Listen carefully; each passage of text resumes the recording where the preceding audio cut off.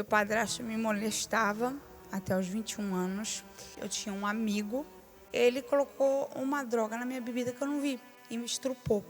E aí eu cortava os braços. Aquilo foi tão difícil para mim que eu tentei suicídio. Como é que estava a sua vida 5 meses atrás? Eu só acreditava num Deus, o Deus perverso que deixava eu sofrer porque eu precisava sofrer. Jesus, como eu cresci, não existia, porque foi um homem que escreveu a Bíblia, então a gente não podia acreditar num homem. Então toda a minha vida, desde a minha infância, minha mãe se separou do meu pai, eu tinha 7 anos, fomos viver com meu padrasto.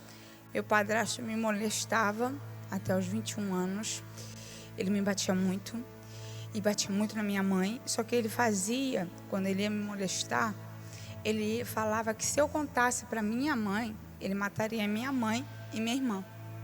Então eu guardei aquele segredo até os meus 21 anos. Quando eu completei meus 22 anos, decidi contar para minha mãe tudo que meu padrasto tinha feito comigo. E ela literalmente, eu acho que aquilo foi tão difícil para ela escutar, porque ela também não acreditava em Jesus. Ela só acreditava naquele Deus. Que ela falou que eu era uma mentirosa, foi embora de casa, foi morar com as irmãs em outro estado e falou para a família toda que eu tinha batido nela. Aquilo foi tão difícil para mim que eu tentei suicídio. Tentei várias vezes e eu me dava raiva porque cada vez que eu tentava suicídio eu não conseguia. Tomava 100 comprimidos calmantes, dormia uma semana e não morria.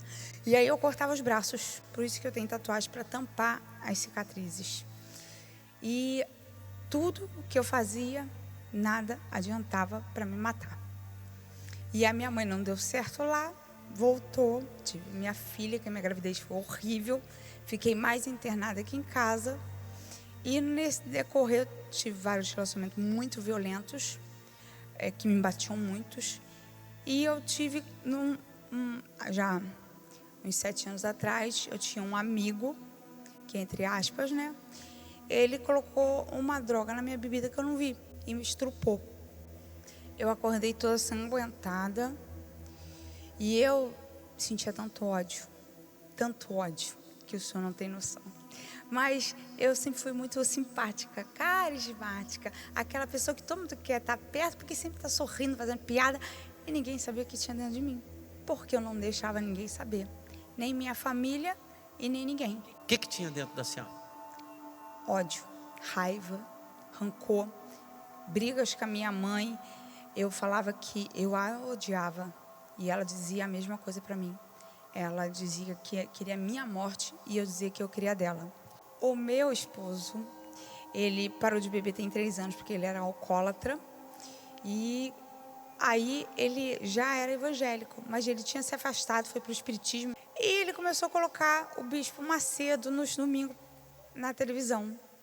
E ele aumentava a televisão, mas eu não ficava lá porque eu não gostava de escutar aquelas palavras que para mim, eu vou ser sincera, me desculpa, não servia de nada, porque para mim tudo era mentira, porque era de uma Bíblia mentirosa.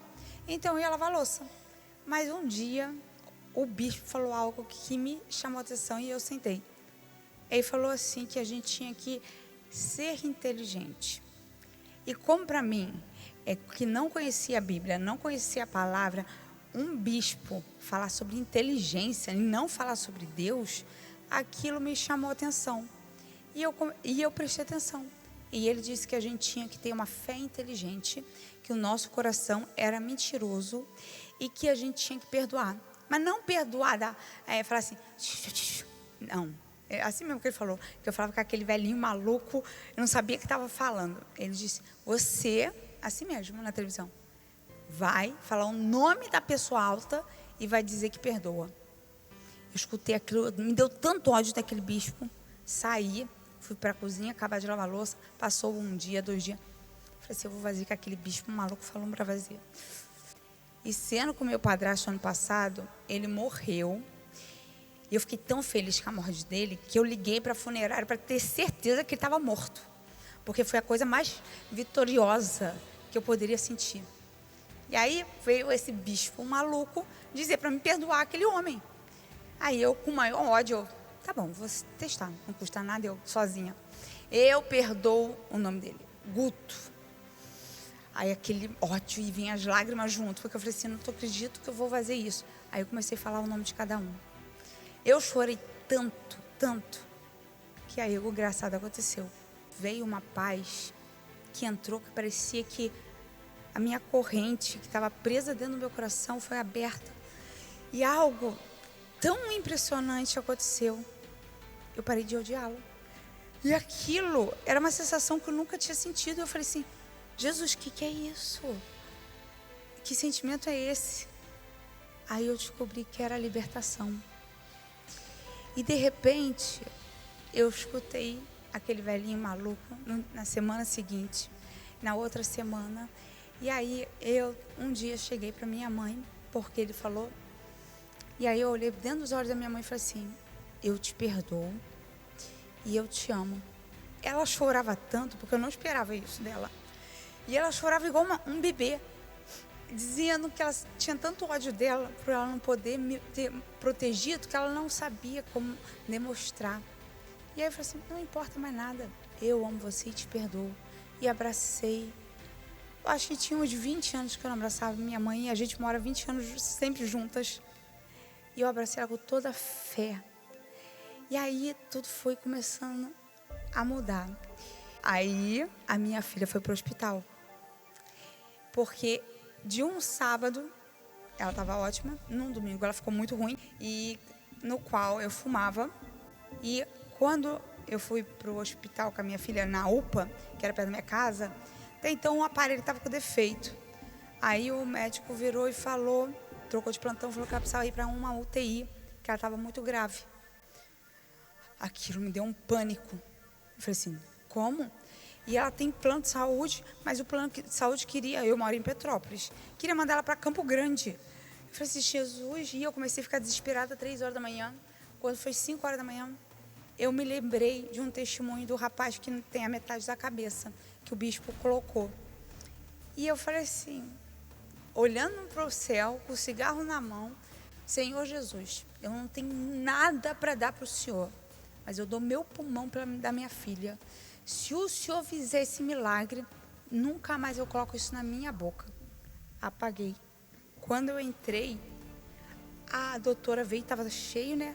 Falou assim, mãe, o médico da Unimed acabou de falar que conseguiu a UTI para tua filha. E sua filha hoje?